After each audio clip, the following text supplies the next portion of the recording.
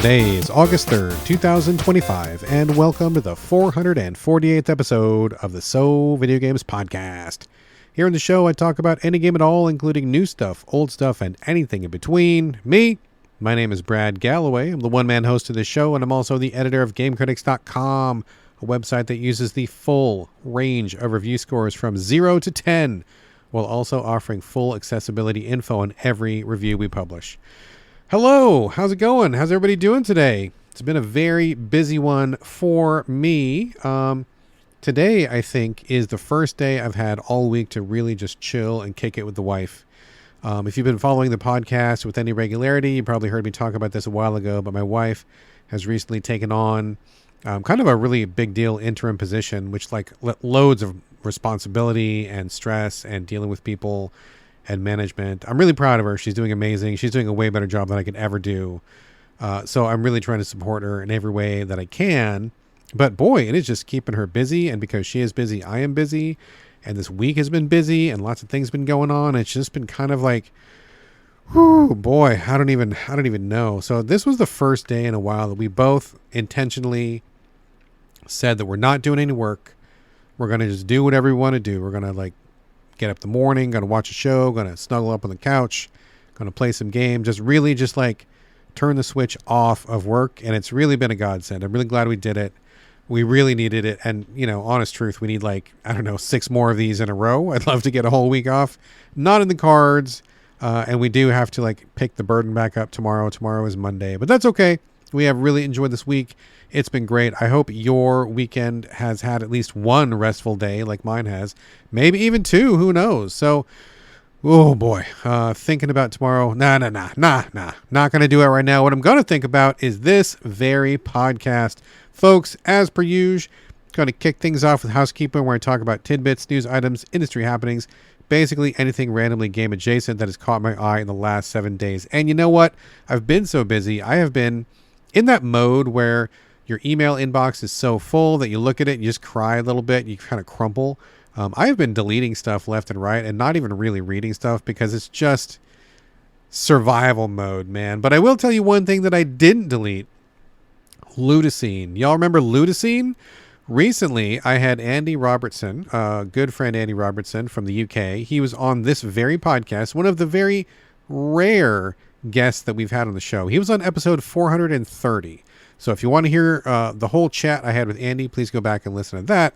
But this guy is busy. He's raising money. He's running races. He's doing all sorts of stuff. He's got kids, family game database. Dude, man, has boundless energy. Wish I had his energy. But he is launching a new app called Ludocene, Ludocene,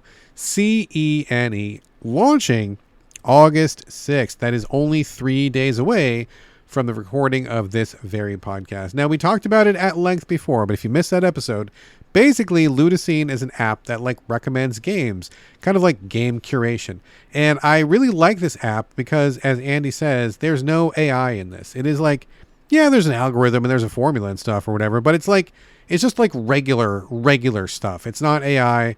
It's not killing the earth. It's not burning up fresh water to do it. So this is just a regular ass app that normal human beings put together, which is great. Basically, the premise of this is Andy says that he and his team were thinking about game discovery, which is a huge problem for everybody in games right now. So many games coming out every single day. There's no way everybody can play everyone. Not even time to read every PR email. Not even time to look at every trailer. I mean, it's just crazy. There's so many games right now. Discovery is everything. So Andy realized this, and he made a prototype game finder. They did a Kickstarter, which was successful, had over, I want to say 1,000 or 1,500 backers. They hit their goal, bottom line. They've been working on it this whole time. And full disclosure, at one point, Andy did invite me to be part of the group of critics, I'll get to this in a second, who work on this. And so I accepted. So full disclosure, I am one of the critics that you can see my recommendations and get my aspect of the algorithm into your selections if you wish. So if you like me, you like my game selections, you like the games I pick for the show, that same energy is there in Ludocene because I'm in that app, picking games myself, doing it by hand, the old-fashioned way. And also, zero pay. I've received no pay. There's no endorsement going on here. I have benefited financially, like, fuck all zero from doing this. I just think Andy's a great guy. I think this is a great app. It's a good idea, and I wanted to support it, so that's really why I'm doing it. Loads of other creators are in there. I know that John from Gaming in the Wild is in there, and a bunch of other folks that, if you like me, you probably like other folks as well, and they're probably in there as well. There's tons of people in there. So check it out. I'm sure you'll find people. But basically, you find critics that you like, and then you kind of like add them to your app, and then it kind of like filters through based on what games you like. You choose some that you like, and then the critics that you like will kind of match that up. I don't know what black magic happens in an app. Who knows? No one knows how it works. I mean, Andy knows how it works, but nobody else knows how it works. Basically, it's kind of like a deck builder type interface. It's really easy and intuitive to use. You kind of just like swipe through cards. You pick the ones you like. You see the ones the critics recommend. And that's kind of it. It's like really simple and straightforward. So yeah, man. Anyway, I think Ludocene is pretty badass. I'm happy to be a part of it. I think Andy's a pretty cool dude for getting this off the ground. I'm sure this was no small feat. So if you want to check it out, Ludocene coming to everywhere you get an app on August 6th. Check it out. All right, folks.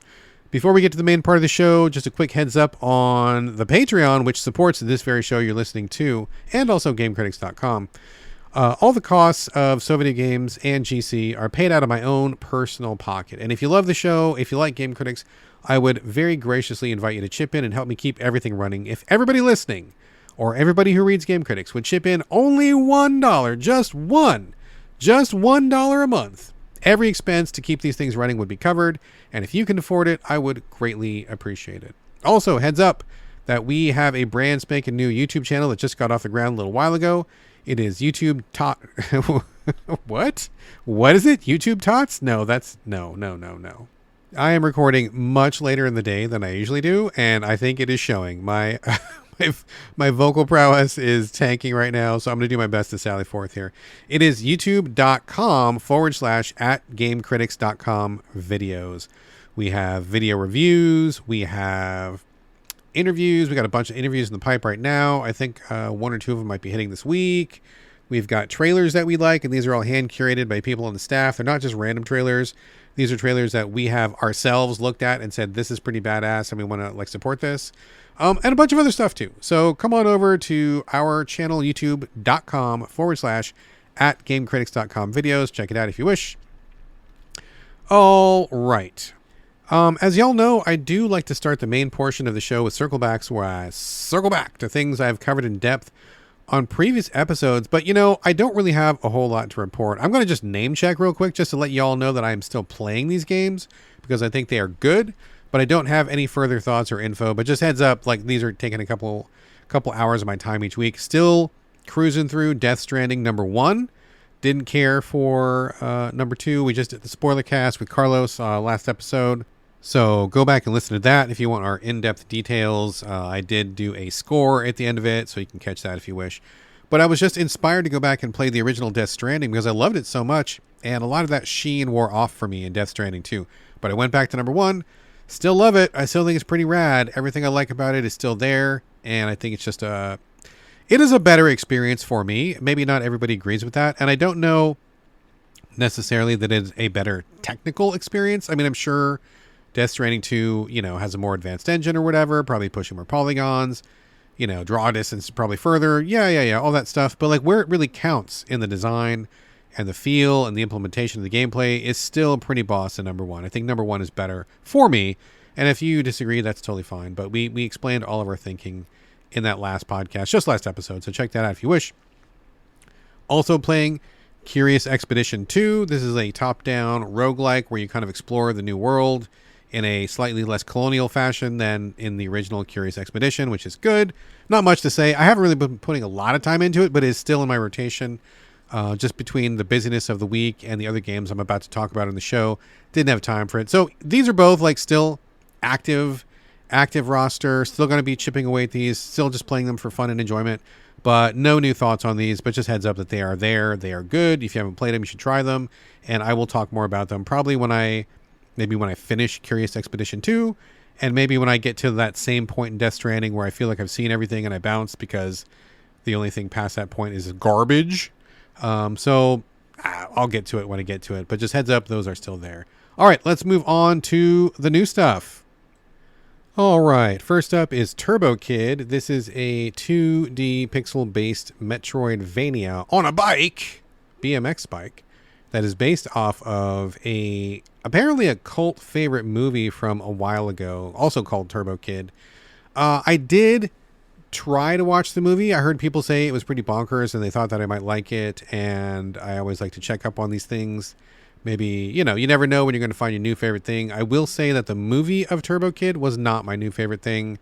I didn't watch the whole thing. We thought it was pretty bad, and we bounced about maybe like a third of the way through. We just didn't feel like it was worth investing the time. So full disclosure, maybe it gets better past that point. I don't know, but we didn't finish the movie. So I was curious about the game, though. The game actually looks better than the movie does. And so the publisher was kind enough to send me a code. Thank you very much. And I decided to give this a shot on the Nintendo Switch. Switch 1, not the Switch 2. I have not purchased a Switch 2 as of yet. So Turbo Kid, I don't know if it's a retelling of the movie or an extension of the movie. I'm a little bit unclear on that. But you have a choice between two characters. The title character, titular Turbo Kid, and then there is a female character called Apple, I believe her name is. I don't know where she's from. Maybe she's from the movie. I don't recall. It's been quite a while since I watched that first chunk of it. So who knows? But you can choose between the two. And I did start 2 campaigns between the two of them to see what was different. And I couldn't tell that anything was different other than the main character. So if there is a significant difference, I don't know that. But I played the first little chunk for both, and it was basically identical. So I didn't see any difference. So what is the premise? It's just like a Metroidvania. I think it's pretty standard. You wake up, like all your shit's gone. You don't have your weapon, which they call it like a gnome stick. I'm guessing that's a reference to the movie. You don't have your bike, which is like a BMX bike. You don't really have like anything. And so you have to like walk around for a while and just kind of like get your stuff back. To be honest, I think a lot of Metroidvanias these days have kind of eased back on the starting you with nothing kind of aspect of it. It's a drag. It's a bummer. You don't have any powers whatsoever, and you don't really have like anything going for you. This one, I think, takes it a little bit too far. I felt like I was quite weak at the beginning, and it was just kind of boring walking around. The maps are really large. I assume that's because once you get your bike, you'll be able to like ride back and forth pretty quickly. But it's a really long time, or at least it felt like an eternity before you got your bike back. You spend a lot of time on foot at the beginning of the game, and I think it's just really ill-advised because on foot, I just don't feel like it stacks up to a lot of other Metroidvanias right now. And folks, the Metroidvania genre is just like, oh my God, it is just chock-a-block full of like absolute bangers, dude. The bar has been raised so high for Metroidvanias. You've got to bring your A+ gold star game to even be considered these days. And I don't think Turbo Kid gets there. I was hoping that the bike aspect would like add some spice to it. But honestly, it took way too long to get to the bike. I was walking around, and I couldn't find the bike, and I didn't know what was going on. And then I had to go like find my stick, and I was just like wandering, and it's just like it needed to get me to the good stuff like a lot quicker than it did. It was just like a really basic, straightforward, disempowering Metroidvania that didn't have a lot of hooks at the start. And I mean, maybe if I was a huge fan of the movie, I would be more compelled to play, but I was like, oh my gosh, like nothing is going on, and I'm wandering, and all I really want to do is ride the bike all over the place, and you don't even have the bike. And you don't even have like a good weapon for a while. And it was just like, it was just too slow, did not get off to a good start. And I was not compelled to keep going. So I did not play very long. It was pretty frustrating and discouraging just to kind of wander around the map and just not get anywhere and not feel like anything got done. And to not even really have a good idea of like where to go. I eventually got to a couple dead ends where I couldn't progress. And I'm like, well, I don't know where I'm supposed to go. Where should I go to find the thing that I need to get? And I couldn't figure it out. And by that point, I was kind of tired and kind of bored, and I was really feeling like I did not want to put in the extra effort just to figure out the opening hours of the game. So at that point, I bounced. Not a great first impression. Like I said, maybe if you're a huge Turbo Kid fan of the film, maybe you would be more, compelled to get further. But I think in comparison to a lot of the like triple gold star Metroidvanias we've been playing lately, this one starts pretty rough and pretty cool, and I was really having a lot of trouble like focusing and compelling myself to play this when there's like so many other great ones that you can play right now. So yeah, bad start. Did not get very far in Turbo Kid. I will probably not be coming back to that one. All right, next up is Discounty, a demo. There is a demo currently on PlayStation and PC. I'm not sure about Xbox or Switch. Probably. I would guess so. And this is Discounty, Discounty. Game does not come out until, I want to say next week, maybe. But there's a demo. You can play the demo right now. So I am just speaking about the demo. In this game, you are a person. It looks like, I don't know, indeterminate gender, or maybe you can just decide whatever gender you are. It doesn't matter. You're just a person. And you are summoned to this town. I forget the name of the town. It's not the type of town name that you would hear in America. I feel like it's a foreign country kind of named town. It is escaping my memory at the moment. Doesn't matter. Regardless, you go to this town, and your aunt has a store. It is like a really small grocery store that she wants you to run. And so you're coming to this town to start fresh in your life, and you're going to take over the store. Your aunt is going to give you some advice. And that's kind of the starting premise, but it's more than that. In the beginning hours, you kind of get into the shop, and it's pretty detail oriented, and you really you have to like restocking things and arranging things in a store. When you get to the store, you have a certain number of items, and they kind of walk you through the tutorial. I'm kind of just like leapfrogging through this, not going over every little detail of it, but you get your store set up. You can pick the displays and set those down. You pick what food or what item goes in each display. You do not set the prices, which I was a little bit surprised by, but the prices are automatically set, I guess, to make sure you maintain a good profit margin. But you can order new things from a truck that'll bring them to the store. You can buy different furniture for the store and stuff like that. So it's like, in most respects, I think it's pretty straightforward. When you open the store and you have everything stocked up, people come in, you stand by the register, and then people will put their stuff on the conveyor belt and you charge them. And the interesting thing about this, needs a little bit of work or help, I think, is when you are having the food come to you, and this is 2D, top-down, pixel-based, looks like 16-bit kind of a game. Very cute. I think the art is very cute. Lots of personality. I like it. When you are ringing up the food, you have to manually enter the price for each thing. So let's say that you get like a package of ground beef and a loaf of bread and a carton of milk or something, right? So like the ground beef comes up first. You see how many there are, and then you type in like 1 times the price, and it's $24 or euros or whatever they call it. And then you ring it up, and then you go to the next item, and it's the bread, and it's 1 loaf of bread times $15. Ring it up, and then the third thing is like the milk, where it's like 1 item times, $8 or whatever, and then ring it up, and then you like, cash the person out, and they go. And it's pretty kind of intense to like do the cash register keys. Now, full disclosure, I, in fact, have been a cashier in my former life. I worked at a grocery store, and I was the cashier, among other things. I was also the bag boy. I was also the fix-it man. I was also the parking lot cleanup attendant. I did like a little bit of everything. I was also the daycare attendant, which was fun. So I did a little bit of everything in that store, but I did mostly cashiering. And so that kind of came back to me quickly. I remembered like very rapidly the prices of things. You can look them up on the fly if you wish. There's a little price guide where you can just like click it and it'll tell you how much the price is. You don't have to memorize anything if you don't want to, but I just did.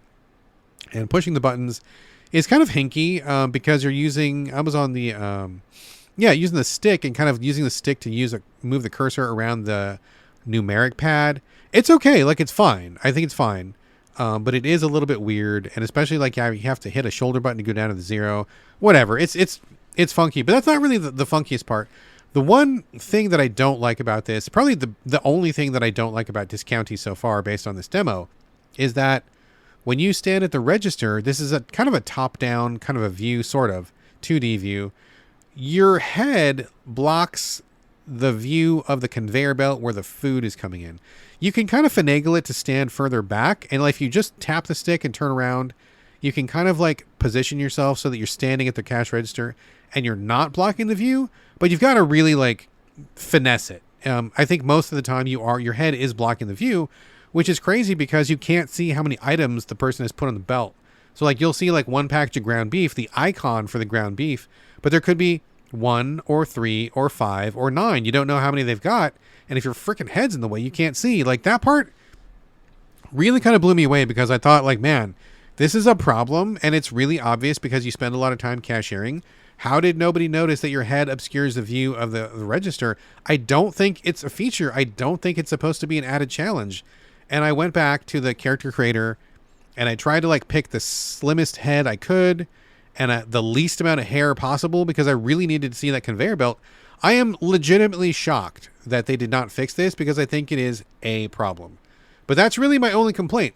The rest of it, I think it's good. You go through the day, a number of customers come to the register, you ring them up, you make your money, you restock at night, you order more supplies for the next day, you recycle the boxes, etc., etc. But on top of all of that, you're in this town. And in this town, you are meeting lots of citizens. There's a nice interface where the map shows you where every building is, and it shows you where all the citizens are, which is great. If you need to find a specific person, map tells you exactly where they are, so you're not wasting time. You can buy different things from different people in shops, but then everybody's got a problem, and there's also weird things going on. There's like clusters of vermin in the town, and there are people with like shady backgrounds, and you think that maybe people in City Hall are not on the up and up. So there's stuff going on, right? Like there's stuff going on. There is a lot of subplots, people that need things, people that like, you know, have mysteries to uncover. And so when you're not working the store, you're going in town and talking to people and trying to figure out what they need and trying to not only solve the mysteries of the town, but also keep your store growing and keep that retail profit coming in. It's pretty cool. It's really, really cool. I like it a lot. Like the graphics, like the premise, like the concept. Feels like there is a lot of layers here. I feel like there's going to be a lot of content, a lot of things to unpack and unravel, which is really good. And so far, this game really reminds me more than anything else of Graveyard Keeper, which I think is amazing because I fucking love Graveyard Keeper. It's one of my white whale games where it is such a huge, massive, deep game that I really need to just like focus on it. Like just give myself like 3 months to really plow through it and get the most out of it. I love Graveyard Keeper. It is fantastic. And I'm going to come back to it. I will. It's one of those games that is like, I got to play that game and finish it. I got to roll credits, but now is not that time. So Graveyard Keeper's on hold, and in the meantime, I'm playing this discounty demo, and I think it's great. I think it's really good. Reminds me a lot of Graveyard Keeper, which is like the highest possible compliment. I'm really looking forward to like finding out what the heck is going on in the town.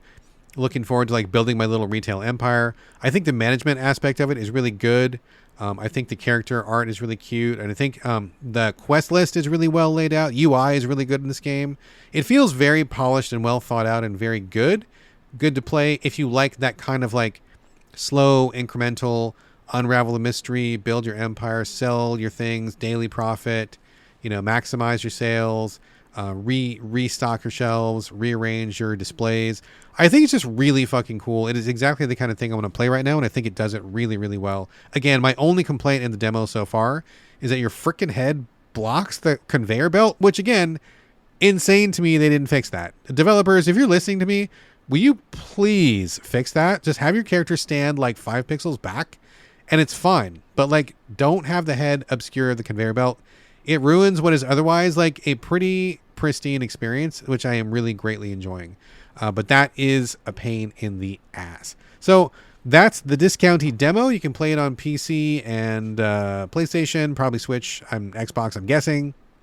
Good stuff. Check it out. I will definitely be putting in for a review code. I want to see the full thing, and I will be covering this on the show later on in depth, but I'm absolutely enjoying this, and I would strongly recommend it if you like stores, Sims, kind of like Harvest Moon-y type, but not quite like no farming or anything like that. Or if you like Graveyard Keeper, this is your jam. Absolutely worth checking out. Loving the vibe, loving the presentation, loving the mindset of the people who went into making this game. It's hitting for me on all cylinders. It's a big thumbs up so far. So that is Discounty. Check that out. All right, next up is Time Flies. This is a cute little indie game that just came out recently, playing it on the Switch. This is an interesting one, pretty minimal take. It's black and white, simple line graphics, and the developers do not waste any time whatsoever on like info or tutorials or whatnot. Took me a hot minute to figure out what I was even doing in this game. And truth be told, I did need to look up a little bit of help because I just wasn't quite clear about what was happening. You start the game as a little, like a fly, like an actual house fly. And the controls are really simplified. You just use the left stick to walk/fly. And then there is a button which brings up your bucket list. And time flies, the name there kind of implies like, you know, time moving quickly because a fly's lifespan is pretty short. Compared to other things, I guess. Although not quite as short as they are portraying in this game, but when you start the game, they ask which country you live in, and then it auto pings, like, I don't know, Google or something, and then it finds out what the current life expectancy in years of your country is. I'm in the U.S., and I think the current life expectancy for a person here, average, I suppose, is like 76.4 years or something like that. It's actually falling right now thanks to the dire, dismal fascist conditions, plus global warming and repeal of health guards and policies and procedures here. Do we want forever chemicals in the water? I don't think so, but Trump seems to think that we do. So I guess they're going back in the water. Anyway, sorry, divergence there. So you have 76 seconds as a fly to fly around and do stuff. And like that, they don't really tell you to do anything. There's no instruction. You're simply flying. And you fly from screen to screen. The screen moves around. And sometimes you're zoomed in real close to something. Sometimes you're far away from something. Some things you can land on. Some things you can't. It's a little bit inconsistent in that way.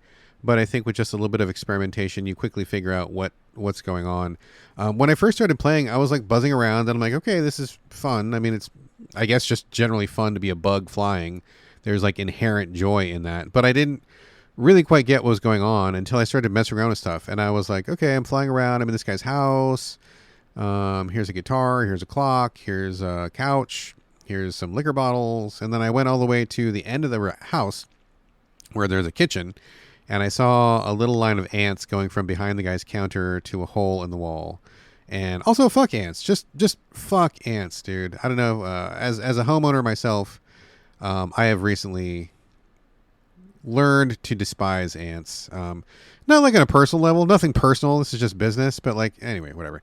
You own a house, you have ants. That's just kind of how it is. And nobody really talks about that. But yeah, it's not great. Anyway, so I land near the ants. Like at first I'm like zoomed out and I'm like a black dot, and then you get closer to them and it zooms in, and then you can land on the ground. And then I got near the line of ants that was walking, and then one of the ants walked like kind of underneath me and picked me up and carried me out the hole to the outside. It reset me back inside the house, but then it popped up the bucket list, and on the bucket list there's a whole bunch of clues that don't really explain. Like it'll be like, take a trip or start a revolution and stuff like that, where they're like really, really kind of vague clues. But after I rode that ant for like a couple seconds, the bucket list popped up, has about 10 things on it or something like that. And it said, make a friend, and then make a friend got crossed out. So I'm like, okay, so me riding the ant and him giving me a ride was like the make a friend bucket list thing. And I'm like, okay, that's fine. So I started trying to more intentionally mess with stuff. I knocked off a couple more in the first level.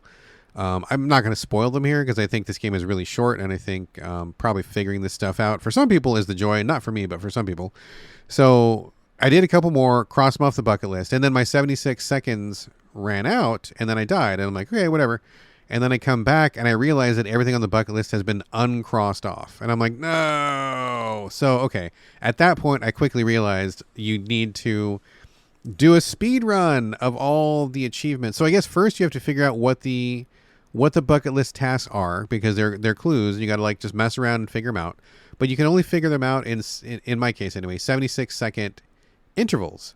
So like you go do something, you fly around the house, you try to mess with something, and then you either figure it out or you die. Then you go back and reset, and then you have to figure out what those things are, and then you have to do them all in one run, because that's like the bucket list, right? Like a bucket list, in case you're not familiar, is a list of things that you want to do before you die, before you kick the bucket, as it were. That's why they call it the bucket list. And so then I'm like, okay. Like at first I was feeling like this was a really fun kind of experimental mess around game where you could be a fly and just annoy people. But then it quickly became a run for perfection to like beat the clock. And like it added a level of stress and pressure that I actually don't appreciate and don't want. So that was a bummer. It was a bummer. I was really enjoying kind of just being like the laissez-faire, responsibility-free fly. And then it went to, okay, I need to min-max my time and I need to perform perfectly. And all this, and I was having a real struggle with it. And so I ended up looking up some guides, which were helpful. I mean, it was kind of a bummer because I don't really like to look at guides, but at the same time, I don't like wasting my time. And this game quickly went from being really fun to feeling like it was a waste of time because I could not figure out all the achievements or the bucket list items. I mean, And sometimes I would just be too slow, or I'd mess something up and have to go back and try again. And I realized like I'm only investing 76 seconds at a time.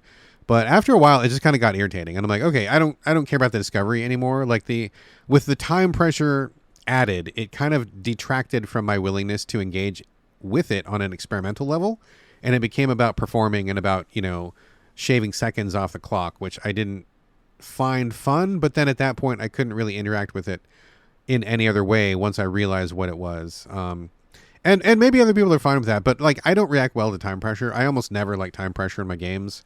I don't like racing games. I don't like beat the clock games. I don't like trying to do, time trials or speed runs or anything like that. That's like the opposite of how I like to play a game. And so it was a bummer to find that's really kind of the core of the experience here. I mean, yeah, you can noodle around all you want, but you're not going to pass the level until you're able to get all the achievements in one run within a specific period of time. So I felt like that was just kind of disappointing, really disappointing, right? So I would have preferred a mode where you could just turn the clock off and just take as long as you want to do what you want. And I get that maybe that flies in the face of the concept of the game. Time flies, right? I mean, they're trying to emphasize that. But honestly, folks, flies live for like a lot longer than 76 seconds. And I don't know. It just kind of changed the experience in a way that I personally did not find additive. And so that was a bummer. So I looked up a guide and I realized I had like 8 of them. 8 out of the 10 figured out. I couldn't figure out the last 2. Read those, and then I also found out, well, I guess I shouldn't say it here, but there's a way to get more time, which I didn't realize. And so there is a way to get more time, to add time to the clock if you need more time. And then once you get done with that, you move on to the next level. I think there's 4 levels in all. I just started this the other day, like yesterday. So I have not like finished it, but I got through 2 of the 4 levels. And I think it's fun. I think it's fun to like just mess around. This game kind of reminds me a little bit, in a very loose sense, of Mr. Mosquito, the game that came out for PS2 a million years ago, where you're a mosquito and you fly around and you irritate people and you bite people. I mean, that was like a really fun, whack, Japanese style, like over the top game. And we haven't had a lot like that since then. So this is not exactly the same thing, but just that feeling of being a fly buzzing around kind of like recalled that for me a little bit, which was kind of fun. So I'll go back and play it some more, but I will say not a fan of the time pressure, not a fan of trying to do all the things in one run. And just that one decision really changed like my entire experience. Went from being relaxed and interesting and experimental to focused and sweaty and, like min-maxing. And it transformed the game. And it's interesting how just that one decision really changed the entire nature of it for me. And maybe that's just me. Maybe other people don't care. Maybe other people aren't as bothered as I am. But if I know there's time pressure and I have to do a certain amount of things, I just can't relax on that. Like I need to all of a sudden it's all business and no pleasure. So interesting choice there on Time Flies. And I think it's an interesting game. I mean, I think altogether, if you're not trying to get every achievement, because there are achievements in addition to the bucket list. If you're not trying to get all the achievements, I bet you could probably finish this thing in 1 or 2 sittings, depending on how clever you were and if you figured out all the bucket list items on your own. I didn't. I needed some help, but maybe you can do that because you might be more clever than I am. So, it's a pretty short, like 1 day game. If this was the only thing you're playing in 1 day, you could figure it out in a day. And I think that's fine. I appreciate it's brief. It's cute. It's a cute idea. I just wish there was not the time pressure because I'm just really allergic to that. But anyway, still worth a look, still worth checking out. And if nothing else, it's really interesting because it's very different than the stuff we get normally. And I'm all for different. So I celebrate its willingness to do something completely strange and unusual. So, I mean, good call there for sure. Even if it's not to my exact taste, but that's totally fine. I'm glad that it exists. So there you go. Time Flies. Once again, playing it on the Switch. All right, up next is Achilles Survivor. This is a pretty interesting survivors-like, kind of like vampire survivors. I know some people are calling these bullet heaven games. I don't like that term at all. I guess I'm just going to stick with survivors-likes for now. A little awkward, but what are you going to do? So essentially, this is taking a Greek kind of theme and putting you in the same sort of action.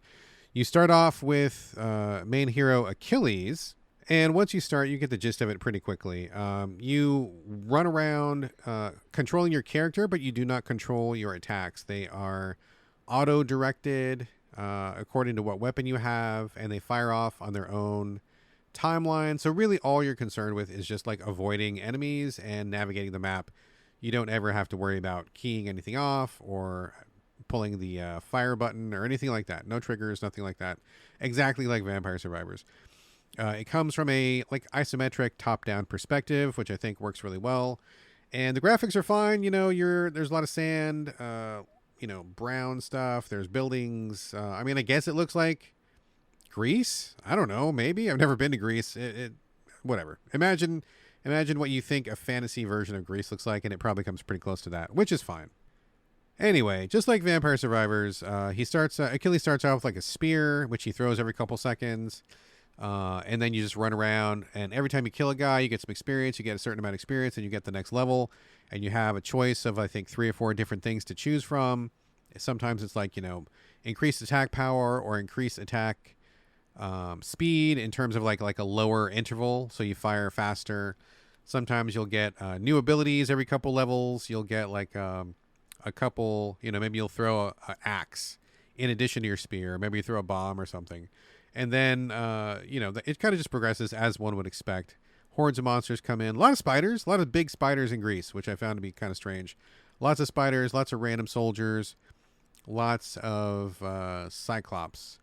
But overall, I think the enemy variety is pretty lacking. I didn't really get a strong feeling for, like Greekness of it, like of this... of the theming, It seems like with such a rich...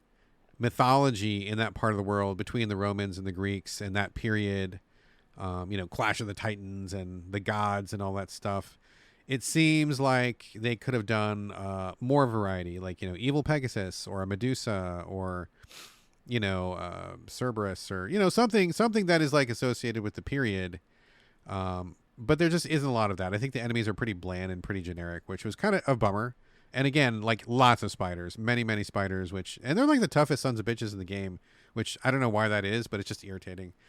So enemy variety kind of lacking, and there's not a lot of like strategy. They kind of just like come towards you, which is fine for most of the mobs, but every once in a while it's good to have like a change up, like a boss character or a different kind of character that kind of makes you vary up your playstyle. But regardless, you go through pretty much as expected. And at first I wasn't really clear of like what the hook of this was, like what they were trying to offer, but it becomes obvious after a little while. So the main hook in Achilles Survivor is that you have these little installations all across the land. When you start the game, you have to like look there's a little mini map. I think the mini map is not great, but at least it's there and it's serviceable. You look for these like mines. You have to go to a mine and stand near it, almost like a capture the point, capture the flag kind of a thing. So you find a mine. You go stand near it, and then seconds tick away, and for every couple seconds, you get like one piece of ore, and then you have to like fend off monsters and enemies while you're standing there, and eventually the mine goes away when you have depleted it. And once you get that ore, you see that there are these other outposts all scattered across the land. Whenever you get to one of these outposts, you have a choice of, I think, 3 or 4 different things it can be. So let's say, for example, you've got like a flamethrower tower, a spiky tower, a beer keg, and a pit or something like that. So you choose whatever you want, and that thing will turn into that thing, and it will kill enemies that get near it. So it increases your overall enemy death count, but it also gives you some kind of attribute. So for example, if you choose the beer keg, if you stand near it once it's built, it'll heal you, and then it'll also give you a general plus 15% HP. Or if you go for the flamethrower, it'll turn into a flamethrower tower and roast anybody that comes near it. And it'll also give you like plus 15% of status effects. So like if you have an enemy that casts fire and then you build the flamethrower tower, it'll give your base weapon like plus 15% like damage over time. So you can manipulate your stats by building specific towers. And those are kind of like rogueliked. You can, choose which one, and you have a different choice every single time. So you don't always have the same strategy. And that's kind of the gist. You run back and forth, building towers, maintaining these towers, and then kind of upping your stats, trying to survive, getting through the level. And each level has a couple like little micro tasks that show up. One is like kill all the enemies in the basement, where you go to a basement door and then all these guys show up and you kill those guys. Another one is kill a certain number of guys within a circle Another one is just find a chest. So they're really basic, which is fine, I guess. I mean, you can't really get too in depth on some of these, but beyond that, there are lots of achievements and things to unlock. There's like a dozen characters, and each one is slightly different in some way. Some are definitely better than others. After killing, I think it was like killing 10,000 skeletons, I unlocked the skeleton, and he has like this ever-present like poison cloud around him, which I found to be really powerful. You unlock a couple other people. Like one guy has like a staff, which I didn't think was very good. One guy has a bow and arrow, which I thought was like okay. Eventually, I unlocked one of the Cyclops, and he throws boulders around him. And the boulders are pretty slow, but they crash through a lot of enemies. And you can sometimes get a fire effect for it if you get a good random draw. And once that thing gets fiery and explodes, like you're really powerful. So it's kind of fun to experiment with the different characters and see who's who and what's what. So I ended up getting like pretty addicted to this game, and it's kind of weird. I think it's just like hitting my specific personality because I don't think this game does anything particularly well or notable, but just the act of playing it, I found it really hard to put it down. Even when I didn't want to play it, like when I wanted to play something else, I would go to my PlayStation and be like, okay, I'm going to play XYZ, but then I would start up this and then I would play it for like an hour. So I cannot deny that it was able to keep my attention and kept me really hooked for a while. That's truth. But I think this game gets like most of the way there. I don't think it's there yet, but I think it needs like a little bit of a lot of things, and then it would be like a really killer addition to the genre. I think it needs like more enemy variety, better theming too. There's a lot of levels here, but I think that there's a lot of grind, which I don't think is necessary. So for example, there's like 5 levels in the first world. To get to the second world, you have to do these specific achievements in each world, and sometimes they're easy to do, like kill 10,000 enemies or whatever. But sometimes they're like really obscure, and I don't quite know how to get those done, and there's not really a lot of information about this game out there. I kind of wonder if it's just kind of like poorly balanced. Like, for example, in one level, it's like gain 4,000 health. And like, dude, even trying to like take as many hits as I can and healing, I didn't get anywhere near that. And there's another one that's like collect 1,700 gold or something. And I tried to like pick the character who's got like a gold bonus and tried to like change my stats around, and I never even got near that. And I'm just like, it's frustrating to go into a level, not really have a clear idea of how you're going to meet your goal, don't even come close to it, and then you're not sure what to do next. It kind of feels like a wasted run. So I think some of the objectives need more of a hint, or just to be adjusted perhaps, to be a little bit lower, because I think this game is fun enough to play, but when you start hitting those arbitrary goals that you just don't know what to do at, it really kills the fun. I'm just really not enjoying that. But I do like the game in general. I think the towers is a good idea. I think that's something different that we haven't quite seen before. And so I appreciate that very much. I will also say there needs to be more variety, though. When you pick a character, you're going to really just be rocking their base weapon for most of the game. So like you pick the guy who's a flamethrower, you're going to be doing flames. You pick the Cyclops, you're going to be throwing boulders. You get like these other bonus weapons, but there's hardly any. Like it feels like you get the same bonus weapons all the time. And you get a lot of the same power-ups, feels like just over and over and over. You don't get like these really diverse runs that like make you change the way you play, like in some of these other games where you get one weapon or another, and it changes, like, oh, this time I'm really close to enemies, this time I'm really far from enemies, this time I attack on a diagonal, so I need to work that way, or whatever. Like you kind of just do the same run over and over and over, which is fun enough, but it needs more weapon types, it needs more tower types. It needs less of a grind. It would just be fun to play through this with several different characters rather than trying to spend so much time trying to unlock these levels, which just after a while just feels really prohibitive to the fun, and I don't appreciate that. But it's like a good idea. Like I think they're on absolutely the right track. There's a lot to like here. I put like way more time into this game than I thought I was going to.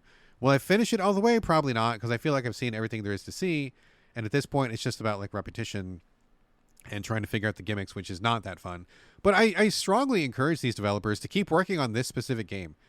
Rebalance it with a couple patches, add a couple more enemies, add a couple more objectives during the levels. I think you've really got something here. I think this is a good formula, and I think you're on the right track. And this would be one that I could easily see like sitting next to Vampire Survivors or the others that are like in this genre. Like this one could be at the top. I think this is a good thing.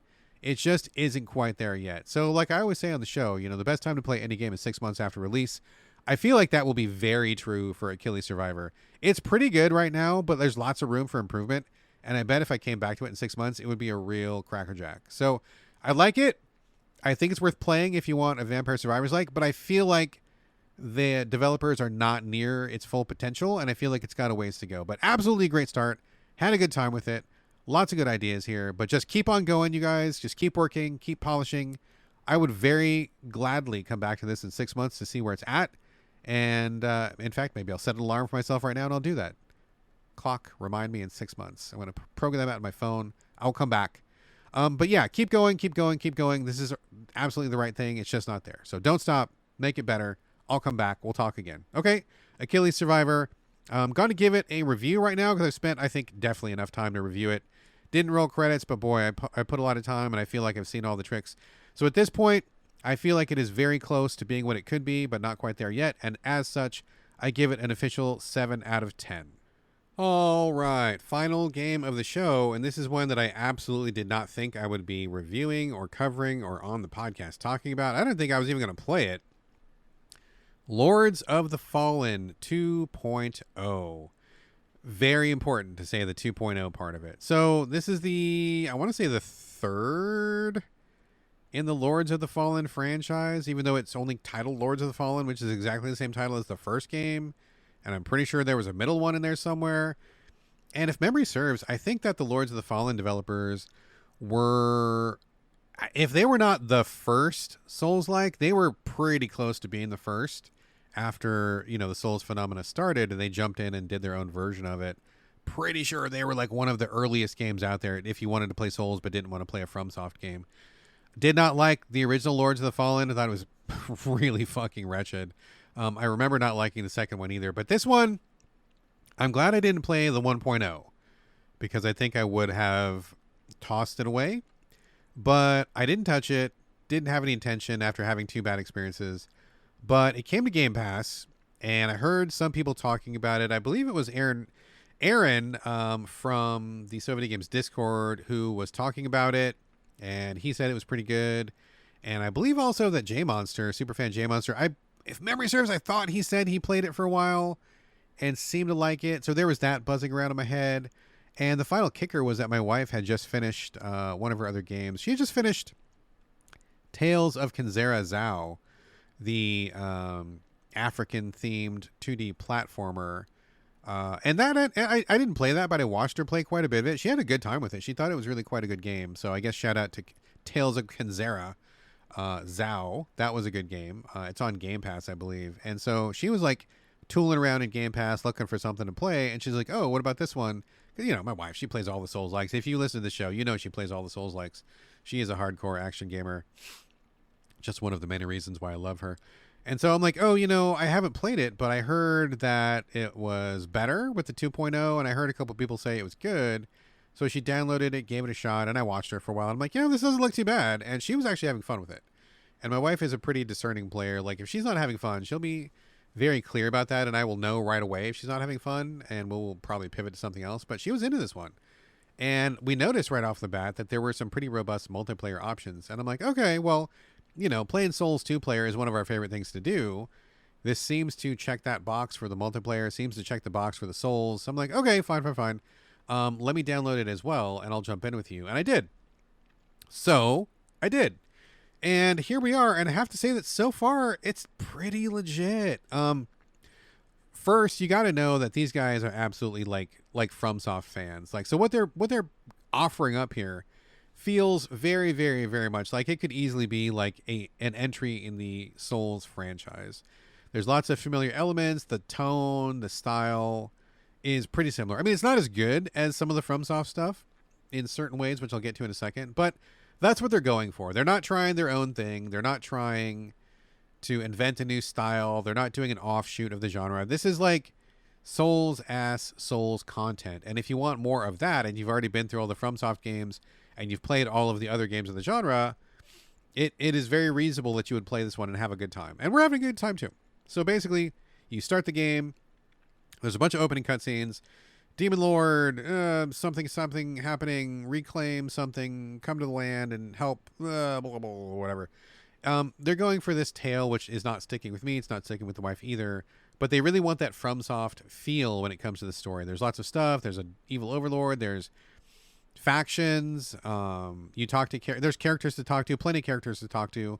So it's not like a lonely world. Lonely enough, I think, but not super lonely, which is great.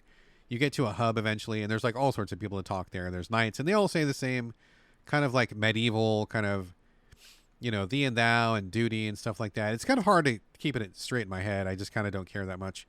But there's plenty of people to talk to. There's warring factions, good people, there's bad people, there's people you're not sure about, etc., etc. So you got like your intrigue and lore and that kind of stuff is there. All of the systems like, equipping armor, equipping weapons, magic spells, it all feels very Souls-like, except not quite as good. And a little bit obfuscated. I find that when I'm looking at the equipment and armor and stuff, it's kind of tough to tell what's immediately better and what's not. And you have like a lot of options. I kind of wish they would scale back a little bit. I feel like the game kind of like ramps up a little bit too soon in that way, where you're kind of overwhelmed with different things going on, but still pushing through. Combat, I think, feels pretty good. One thing that I really want to give it big props for is that there is impact to the weapons. So like I started with, I think they're called like the Religious Crusader or something like that. It's like a hybrid class where you're doing a lot of good magic spells, and also you've got like a halberd. And so I liked that you could do the halberd either single-handed, which makes you swing it around, or dual-handed, which makes you use it more like a pike or a spear, which is great.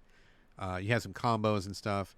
And then you also have like this magic you can use, which is pretty effective, pretty good for long distance. I think that works well. But anyway, point being, there's impact, right? So like I had the halberd and I went up to like whatever random guys you meet at first. And when you hit them, they kind of get rocked back. And that's something that I really look for in a Souls-like. I don't like it when you've got a sword or an axe or whatever, arrows, anything, and you hit somebody and they seem like unaffected. They just keep coming at you. They don't even like get pushed back or anything. Like I could understand if it's like an undead thing and they don't feel pain and they kind of like still come at you, but they should at least look like they've been struck by something. And I feel like this game really leans into that effectively. I feel like if you get the jump on somebody, you can rock them pretty well. You can get a couple hits off because they're recovering from the impact of something. You'll see them stagger back a little bit, or they'll be paused for a moment, which is great. I like that a lot. I think that works well. Plenty of combos. You got your light attack, your heavy attack, your charged heavy attack. You've got a combo attack, which does multi-hits. And so you've got like lots of options there. I think that's great. You can single hand, you can dual hand, you can shield, you can parry, that kind of stuff. So there's a lot going on at the beginning. And then in addition to that, the big hook of this, in addition to being like a pretty good, straightforward Souls-like in basically every respect, is that you have this lantern, and they don't quite explain it like that well off the beginning, but it has to do something with the Demon Lord or whatever. Like you use this lantern and it shows you like this alternate reality. So let's say you're in a level. You're walking around, you've got no place to go, like there's a cliff, or maybe there's a broken bridge or a locked door or something like that. You bust out your lantern and hold it up, and then all of a sudden the cliff has this like weird otherworldly bridge attached to it. Or like you go to the locked door and the locked door disappears because it doesn't exist in the other world. So there's lots of little traversal puzzles like this where, well, I don't know, puzzles? I mean, maybe not puzzles, but you have to like explore land, and like every time you get to a place where you feel like you're stuck, more often than not, you lift up your lantern and you'll see that there's like a dark world route through. And so you hold it up and you find out where you need to go, and then you do that. But in order to interact with that stuff, you have to like transport yourself into the dark world, which then has a couple different effects. Like it chops your life in half and you have to kill enemies to get it back. You also will see different things that aren't there in the other world. So like the landscape will be different. And the longer you spend in the dark world, the more enemies will attack you. They explain it as like you're a presence that's not supposed to be there. And so the enemies that live in the dark world will be aware of you more and more over time. So you really want to spend limited amount of time in the dark world and get out of it as quickly as you can. You don't want to spend too much time there because the frequency of attacks just goes up and up and up and up and up. And if you spend way too much time, you're just getting mobbed 24/7. You really got to just get your ass out of there. So that's effective. I think it's cool. I think it works. Gives the game a little bit of its own flavor. I mean, that's probably the biggest place where it diverges from Souls. Otherwise, it's pretty straightforward. One for one, beat for beat, which is fine if you're in the mood for Souls, like which we are. The other places where I think it gets better than Souls is the multiplayer is like mega straightforward. They don't do any of that FromSoft bullshit where you have to do like all sorts of weird things and and all that. The only so there's a couple things. You can have casual co-op, which means you just invite somebody to come into your game, or you can join someone's game no matter where they are. The computer will auto match you, and you'll just jump in, you play around for a little while, and then you bounce out. No big deal. That's great. That's fine. You also have the ability to do shared campaign co-op, which was what was really interesting to us. You have to be within one boss encounter of your other friend. So let's say, for example, so what happened to us was my wife started the game.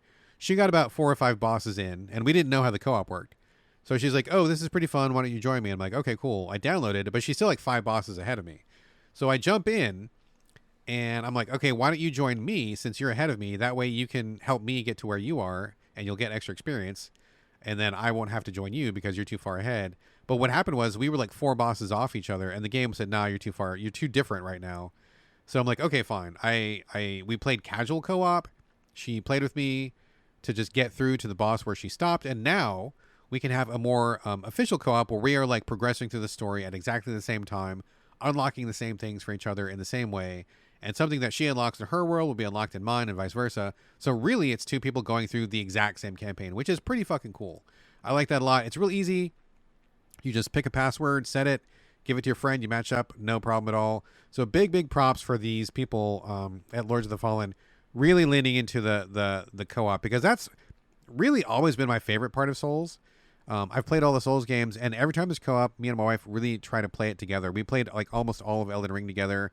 We played a lot of like every game where you can do it, we have done it. But it's always like a pain in the ass, or you can only go a certain distance, or you can't do this one thing but this other thing. And FromSoft has always just like stumble-fucked it like really hard. So I appreciate that Lords of the Fallen lets you just jump in. They know that you want to play co-op with your friends. They give you very little barriers to do it, and I think that's awesome. Really smart choice. So overall, feels like a pretty standard, directly in the middle of the genre, very much like FromSoft Souls game.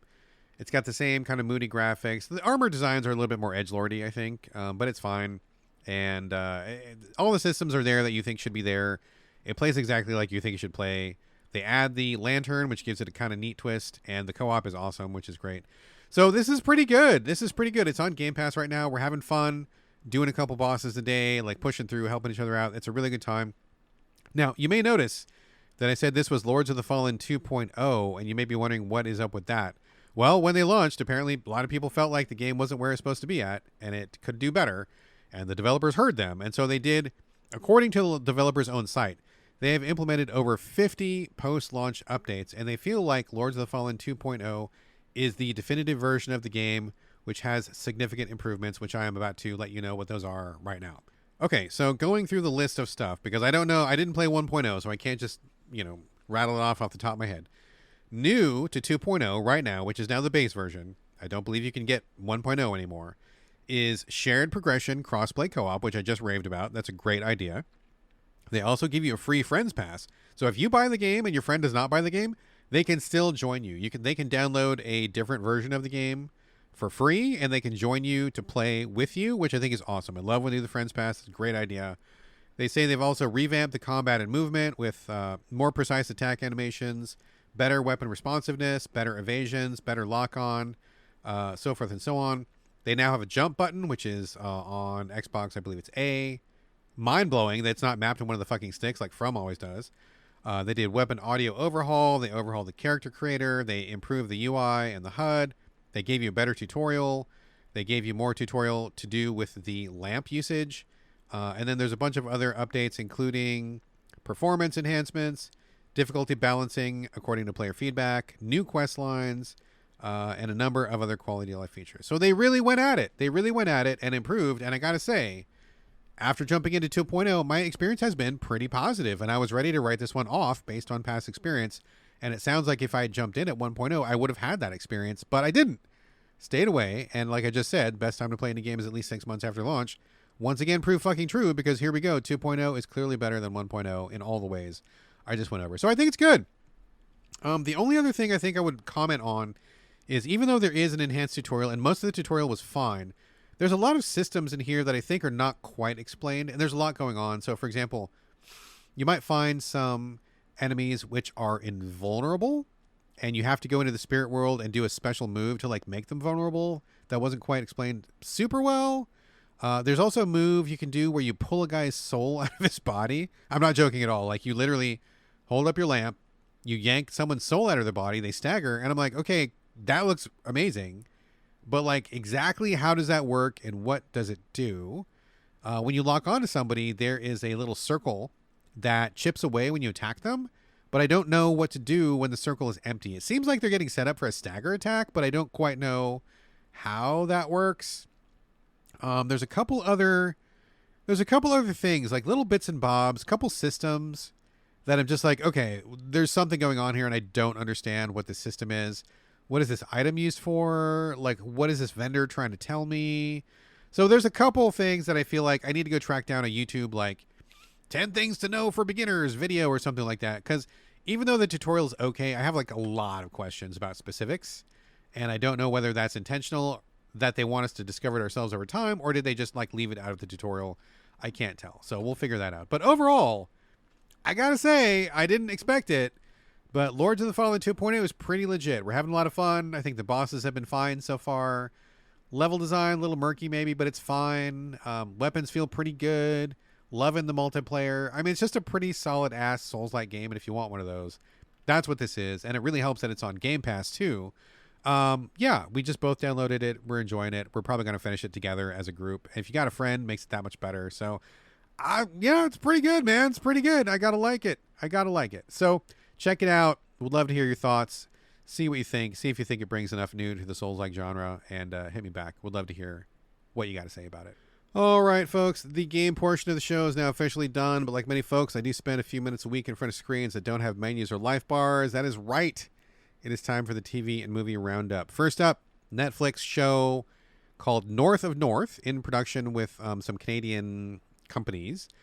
This is a show set in like a really far north town in the Alaska territories. It is an Inuk town. That's what they call themselves, the Inuk people. On the show, they do mention the word Inuit, which you may have heard, and they also mention the word Eskimo, which they treat as kind of like a slur or a inappropriate word, but they do use it a couple times in that context. So it's like a village of indigenous Canadian people in a tribe where there's like snow all over the place, and everybody drives snowmobiles back and forth, and they live in this really desolate ass area. But it's a comedy. It is about a woman, an Inuk woman, who decides that she is not happy with her life. Her husband is like this jerk off who wants her to stay home and have babies and make sandwiches for him all day long. And she's like, I'm done with this. I want to have a life of my own. Want a little bit of the modern independence that so many other women around the world have. And so she walks out on him. And, you know, there's actually a couple things that are pretty interesting about this. I don't quite understand their marriage structure, and like if they're doing a traditional Inuk marriage structure agreement or if it's different. They didn't get into that part too much. I would like to hear more about that. But she goes out and tries to get a job, and she finds a place to live. But this village is super small, and everybody knows everybody. And like you can stand at one end of the village and see the entire place in one shot. They have like one radio station and like one store, and it's really interesting. But it's funny. It's really funny. I think the characters are really good. The cast is really good. We had a lot of laughs, and it's just so interesting seeing this other culture. I mean, of course, it's been, you know, fit to TV, and I'm sure it's not exactly what it's like to live in this town. And you know, it's TV, of course, but you know, there's lots of stuff. A lot of the women have these tattoos, which are pretty unusual. They wear like a lot of fur and parkas and stuff. They talk about the food they eat.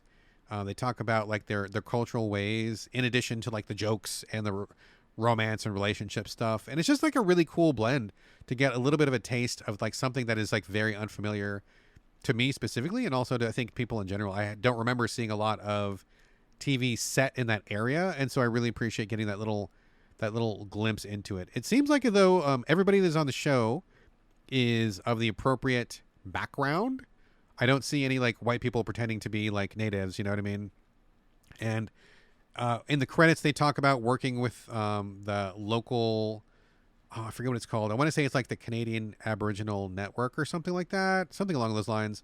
So it seems like they're doing a lot of the proper thing about getting like the right buy-in, the right cultural advisors, and so forth and so on. It's a pretty fucking cool show. It's only 8 episodes. I could have watched another 20 episodes easily. I really want more of this. They said that there is a second season coming, which is great news to me. I think North of North is really fun. and super interesting. So check that out. It's on Netflix right now. Another show we've been watching is Ironheart on Disney Plus. This is in the Marvel Cinematic / TV universe. This one stars Riri Williams, who made a brief cameo in a couple of the movies. She didn't get a lot of screen time, and I forget how she's related, but she's like a really genius black girl, and she somehow made her own suit of armor. I don't know her backstory. I fell out of comics before she became a character, so I don't know that aspect of it. And from what I recall, she either like met Tony Stark or she mentored under him or something like that. I don't quite remember. I should fucking Google it. I don't remember. Anyway, it doesn't matter. She's a genius. She gets kicked out of school for reasons which I won't go into here. And then she goes back home to her family in New York? No, Chicago? Chicago. Maybe Chicago. It doesn't matter. Urban city. And she just is like bummed out because she got kicked out of school. She has to find some direction with her life. And then she ends up falling in with the wrong crowd because she needs some money to take care of some things. And so she ends up using her suit to like commit some crimes. And I'm not going to spoil the whole thing here, but number one, I thought the main enemy of the show was really surprising. I didn't expect that. And what I really liked about it is that Riri is a fuck up. She is a fuck up in the traditional Marvel sense of like flawed heroes. I know like people maybe don't think about it these days, but back in the day, way back in the day, when comic books were a thing, they started out with every hero being perfect, right? And it wasn't until like, I don't know, Stan Lee came aboard and like later, like, I don't know, 50s or something, 50s, early 60s of Marvel, if my memory serves, when heroes started having problems. They started making bad choices and realizing that like having powers doesn't make you perfect, right? Like, you know, Peter Parker failing to like balance his personal life and his Spider-Man abilities, the X-Men being super persecuted, Tony Stark being a fucking raging alcoholic, you know, so forth and so on. The flawed hero was really like a Marvel thing. And I think they're kind of returning to that right now because Riri Williams, despite being a genius in many ways, she fucks up hard and often. Really bad choices, really bad decisions. And I appreciated that because it made her seem like human and relatable, right? Like, I mean, she fucked up like extra hard, but that's kind of what it's like, right? Like if you all of a sudden woke up and had abilities or a super suit, you wouldn't just be a genius. You wouldn't be fixed. I mean, you would still make the dumb choices that you make as a regular person, but just bigger because you've got powers now. And so she stumble fucks her way through the entire show, but I thought it was good. I really liked it a lot. It endeared me to her and it made me buy into her more than if she was perfect. So I thought it ended up being a really interesting, really kind of really entertaining show that I liked a lot more than I thought I was going to. I thought it was going to be more of the traditional Marvel pap, and I don't know what happened, but I feel like they've turned a corner. Marvel started strong, then they got into like that whole Kang time traveler, whatever. Anything past like Loki season 1 ended up just like really sucking. I think they wanted to like redo Infinity Gauntlet stuff, and that's really not the move they should have done. They should have like just taken a break for a while and gotten back to character stories. So a lot of stuff sucked for a while. But I feel like Thunderbolts was awesome. I don't know if I talked about it in the show, but I saw Thunderbolts recently, which was great. It was really great. Really good. Fucked up characters. Lots of humanity in the story. Entertaining action. Thunderbolts was really, really good. I feel like Ironheart is also really good. And I feel like they're kind of getting their groove back where they realize not every story has to be about saving the galaxy or the universe. It can be about people. And that's really what it was. Thunderbolts felt like it was really about people. Ironheart really feels like it's about Riri. I like that a lot, and I think that maybe they're regaining their step. So that's definitely a thumbs up for sure. In terms of video game movies, we just watched Until Dawn, the one based off of the horror game made famous on the PlayStation. Did not know what they were going to do with it, and I have to say they did a pretty good job with it. It has the same flavor as Until Dawn the game, but you could not just remake the game. I mean, that wouldn't make any sense. So what they did was they took the theme, the tone, the visual style, and it has Peter, I forget how to pronounce his name, Peter Stormare or Peter Stormare. The guy who plays the bad guy in the Until Dawn games is in the movie. So there's that consistency there. He's got his fucked up, weird accent in his voice and his scary demeanor. So he's in there, which is great. Good connection to the game. And I'm not going to give it all away, but basically the players, not the players, the actors in the movie, which are equivalent to players in a game, they get into a really bad situation. And there's like a time restart mechanic, which kind of echoes restarting in a game a little bit, but not directly. But anyway, they do their own thing. there are callbacks to Until Dawn the game, but they do their own thing, and I think it really works. It's funny. It was surprisingly gruesome in a few places, but it never got too heavy. And I really appreciated the spin on it that they took, where they do the time travel. Not necessarily time travel, but they can relive days. So, like, if they fail to escape, they go back and try again. Fail to escape, they go back and try again. It was pretty entertaining. And I feel like overall, Until Dawn was a winner. I thought it was really good and better than I thought, and a good way to do a video game movie where it has the spirit of the game, but they are not like step for step recreating all the shots. And it's kind of its own thing, which is honestly the best way to do that. So definitely a big thumbs up for Until Dawn. Couple more movies to go here. Mickey 17, just watched that on HBO. You can, if you subscribe to that channel, it is now available for viewing. Interesting timing too, since I just played The Alters recently. So Mickey 17, the gist of it is humans are going out to colonize a planet.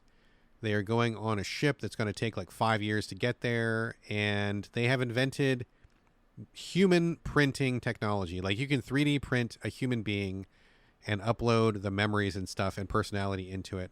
But it quickly gets outlawed because people abuse it too much. And so on Earth, you can no longer do it, but you can do it in space. So on this trip, they have one person, they call him the Expendable. His name is Mickey. He signed up for this job as a way of escaping Earth. And so they can do basically like whatever they want to him. They kill him over and over and over and over and over because they keep reprinting his body and bringing him back. And so you quickly see like how this would be abused, and how they start to see him as a second-class citizen, and like all the different things that happen there.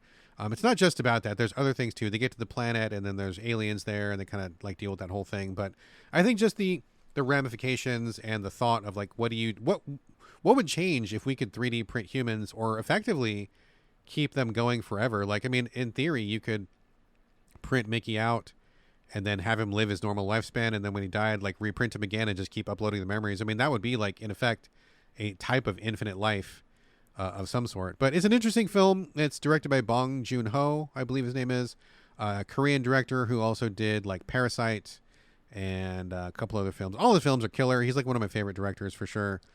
He's right up there with Guillermo del Toro as someone who from recent years has really risen to prominence, risen through the ranks, all kinds of risen. Anyway, Mickey 17 was pretty good. A little bit long. I think it could have been maybe half an hour shorter. I think it's like 2.5 hours, which is a little bit too long. But I think it's an interesting film for what it was.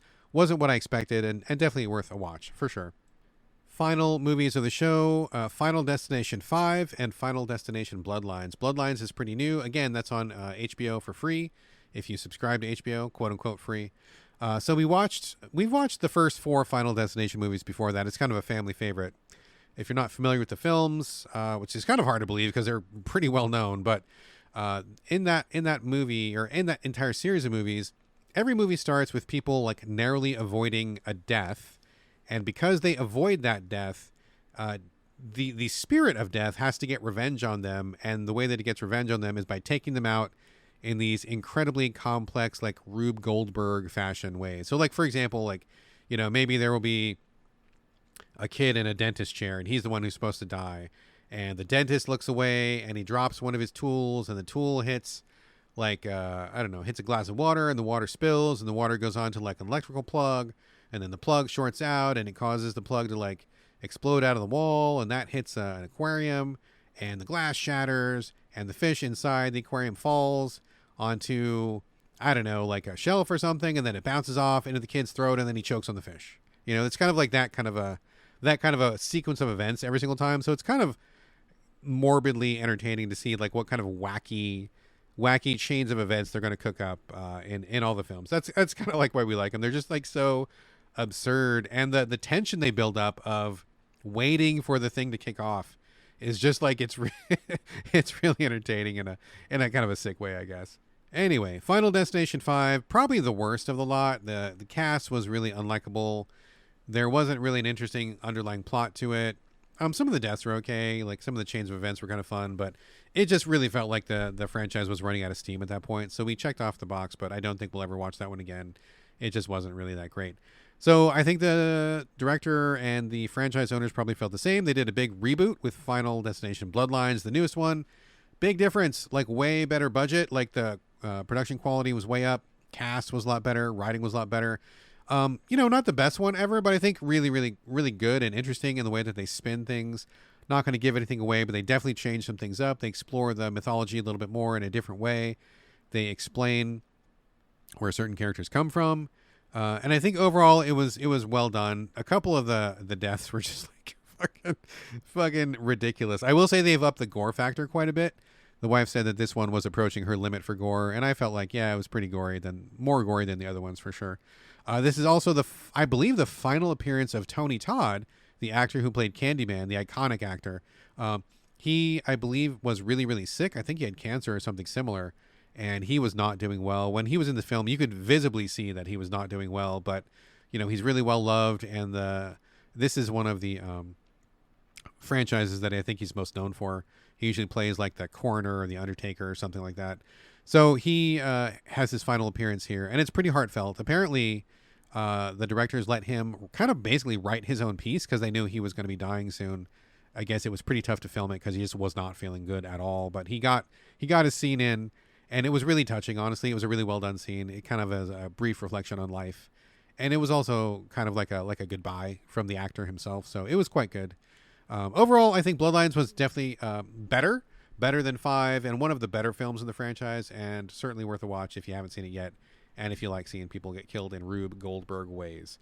All right, folks, that's a show. Before the closing music, we'd love for you to leave reviews, share the show on social media, and most important of all, please recommend the show to your friends, because nothing beats good old word of mouth. And as always, we'd love to get your questions and comments.